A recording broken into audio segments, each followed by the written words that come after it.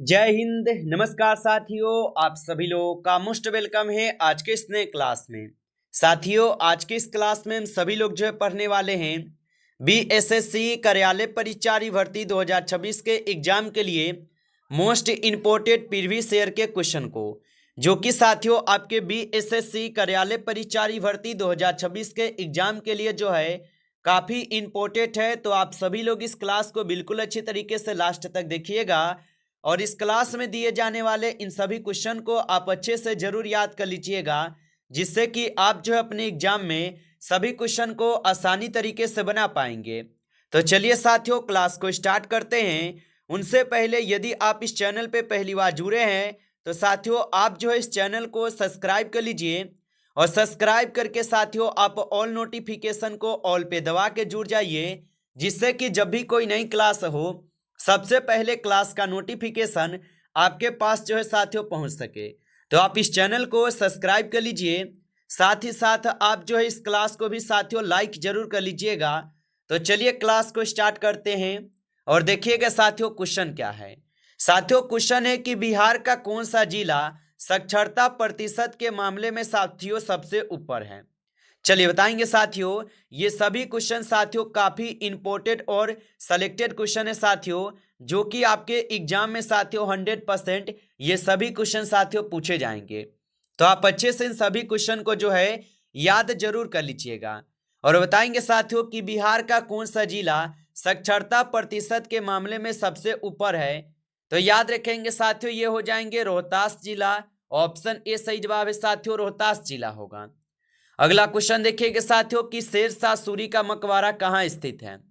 चलिए बताएंगे साथियों कि शेरशाह सूरी के मकबरा साथियों कहाँ पे स्थित है। तो याद रखेंगे साथियों, शेरशाह सूरी के मकबरा जो है साथियों आपके सासाराम में स्थित हो जाएंगे। ऑप्शन सी सही जवाब है साथियों, सासाराम में स्थित है। आप अच्छे से इनको जो है याद रखेंगे। अगला क्वेश्चन है साथियों कि बिहार की इलेक्ट्रॉनिक सिटी किसे कहा जाता है। बताइए साथियों कि बिहार की इलेक्ट्रिक सिटी किसे कहा जाता है। तो याद रखेंगे साथियों, ये कहते हैं हाजीपुर को। ऑप्शन डी सही जवाब है साथियों, हाजीपुर को कहते हैं। अगला क्वेश्चन है कि ऑल इंडिया मुस्लिम लीग की स्थापना साथियों कब हुई थी। चलिए बताएंगे साथियों, ये सभी क्वेश्चन साथियों काफी इंपॉर्टेंट और वीवीआई सेलेक्टेड क्वेश्चन है, जो कि आपके एग्जाम में जो है साथियों 100% ये सभी क्वेश्चन साथियों पूछे जाएंगे। तो आप अच्छे से इनको याद जरूर कर लीजिएगा और बताएंगे साथियों ऑल इंडिया मुस्लिम लीग की स्थापना कब हुई थी। तो याद रखेंगे साथियों इनकी स्थापना 1906 में होती है। ऑप्शन बी सही जवाब है 1906 में। अगला क्वेश्चन है कि गांधी इरविन समझौता साथियों कब हुई थी। चलिए बताएंगे साथियों कि गांधी इरविन समझौता साथियों कब होती है। तो याद रखेंगे साथियों गांधी इरविन समझौता होती है 1931 में। ऑप्शन सी सही जवाब है।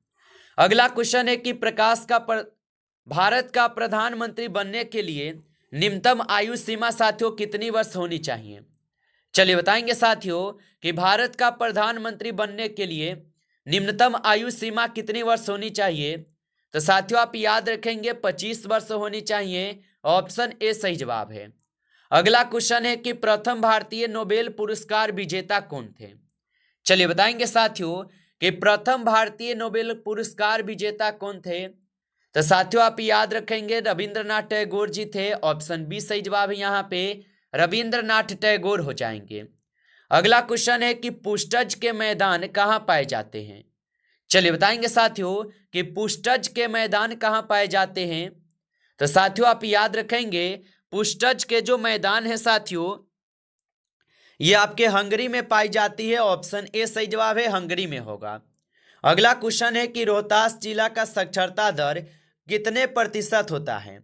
चलिए बताएंगे साथियों कि रोहतास जिला का साक्षरता दर कितने प्रतिशत है।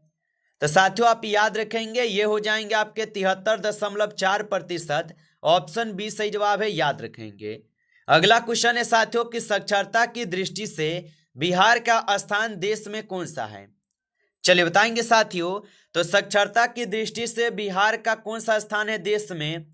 तो साथियों आप बताएंगे साक्षरता के अनुसार 34वां स्थान है। ऑप्शन ए सही जवाब है साथियों, 34वां स्थान है। अगला क्वेश्चन है आजाद हिंद फौज का गठन साथियों किसके द्वारा किया गया था। चलिए बताएंगे साथियों कि आजाद हिंद फौज का गठन किसके द्वारा किया गया था। तो साथियों आजाद हिंद फौज का जो गठन है साथियों, ये सुभाष चंद्र बोस जी के द्वारा की जाती है। ऑप्शन बी सही जवाब है, सुभाष चंद्र बोस जी के द्वारा। अगला क्वेश्चन है कि राज्यसभा की अधिकतम निर्वाचित सदस्यों की साथियों संख्या कितनी है।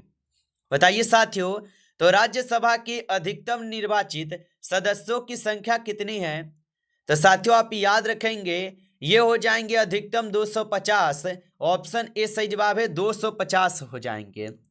अगला क्वेश्चन है भारत में सिविल सेवाओं का सूत्रपात किसने किया था। चलिए बताएंगे साथियों कि भारत में सिविल सेवाओं का सूत्रपात किसने किया था। तो साथियों भारत में सिविल सेवाओं का सूत्रपात किए थे आपके यहां पे लॉर्ड कॉर्नवालिस। ऑप्शन डी सही जवाब है, लॉर्ड कॉर्नवालिस ने। अगला क्वेश्चन है ब्रिटिश ईस्ट इंडिया कंपनी की स्थापना कब हुई थी। चलिए बताएंगे साथियों। और साथियों आप अभी तक इस क्लास को जो है लाइक नहीं किए हैं तो आप इस क्लास को लाइक कर लीजिए। नए जुड़े हैं चैनल पे तो आप इस चैनल को भी सब्सक्राइब करके ऑल नोटिफिकेशन को ऑल पे दबा के जुड़ जाइए, जिससे कि जब भी कोई नई क्लास हो सबसे पहले क्लास का नोटिफिकेशन जो है आपके पास साथियों पहुंच सके। तो आप इस चैनल को सब्सक्राइब जरूर कर लेंगे। और साथियों यदि आपको पीडीएफ चाहिए तो बस साथियों आप कमेंट करके जरूर बताएंगे, आपको ये पीडीएफ साथियों हम बिल्कुल फ्री ऑफ कॉस्ट अपलोड करेंगे। और बताइए साथियों कि ब्रिटिश ईस्ट इंडिया कंपनी की स्थापना कब हुई थी।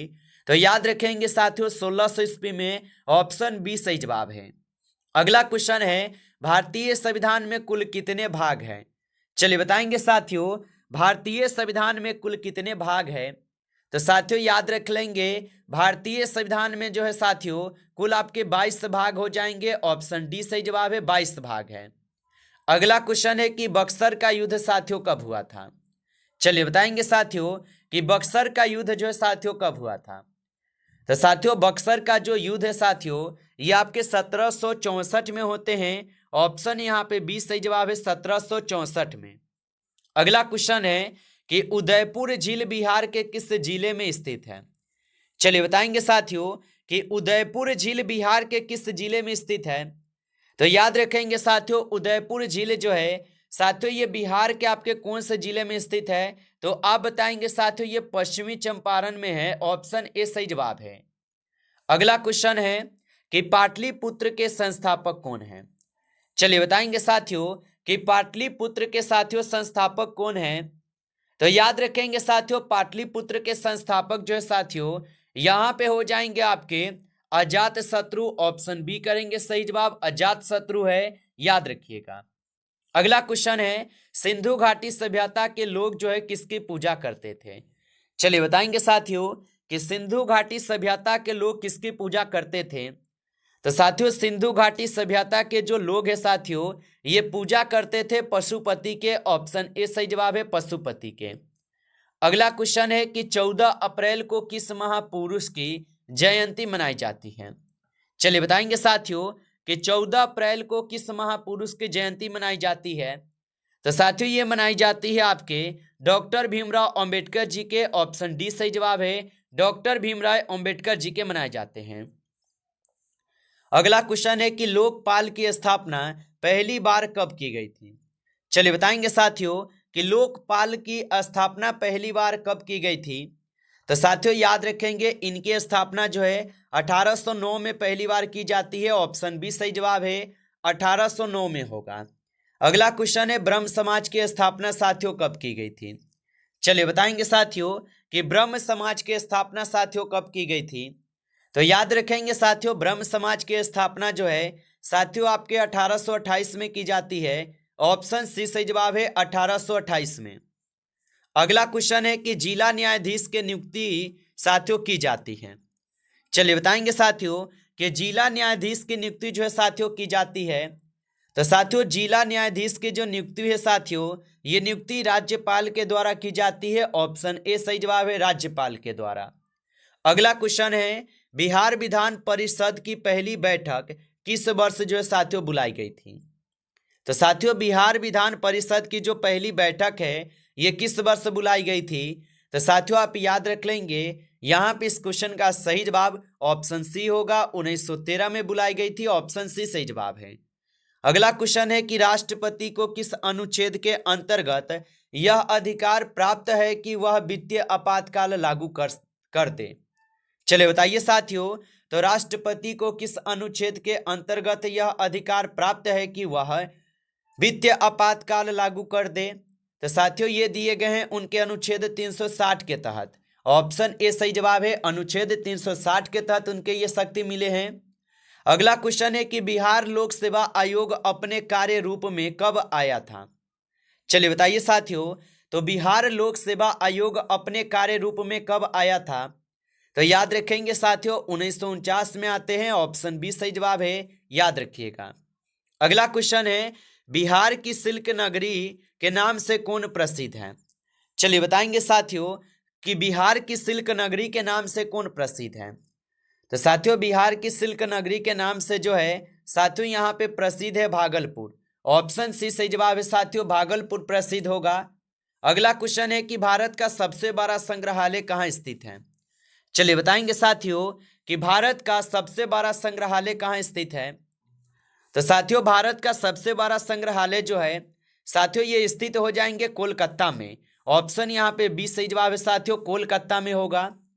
अगला क्वेश्चन है कि बिहार का कौन सा राज्य सर्वाधिक लीची उत्पादन करता है। चलिए बताएंगे साथियों, तो बिहार का कौन सा राज्य सर्वाधिक लीची उत्पादन करता है। तो साथियों आप याद रख लेंगे यहाँ पे इस क्वेश्चन का सही जवाब बिहार हो जाएंगे। ऑप्शन ए यहाँ पे सही जवाब है, याद रखेंगे। अगला क्वेश्चन कि बिहार दिवस जो है साथियों किस तिथि को मनाया जाता है। चलिए बताएंगे साथियों कि बिहार दिवस जो है साथियों किस तिथि को मनाई जाती है। तो साथियों बिहार दिवस जो है 22 मार्च को मनाई जाती है। ऑप्शन बी सही जवाब है, 22 मार्च को। नमस्कार साथियों, इस क्लास में टॉप आपके 30 क्वेश्चन थे जो कि साथियों काफी इंपोर्टेंट और सिलेक्टेड क्वेश्चन थे। ये सभी क्वेश्चन साथियों यदि आपको क्लास अच्छा लगा हो तो आप इस क्लास को साथियों लाइक कर लीजिए। नए जुड़े हैं चैनल पे तो आप इस चैनल को भी सब्सक्राइब करके ऑल नोटिफिकेशन को ऑल पे दबा के जुड़ जाइए, जिससे कि जब भी कोई नई क्लास हो सबसे पहले क्लास का नोटिफिकेशन जो है आपके पास साथियों पहुंच सके। तो आप इस चैनल को सब्सक्राइब कर लेंगे। चलिए फिर मिलते हैं आपसे नेक्स्ट टॉपिक के साथ नेक्स्ट क्लास में। तब तक के लिए जय हिंद, जय भारत।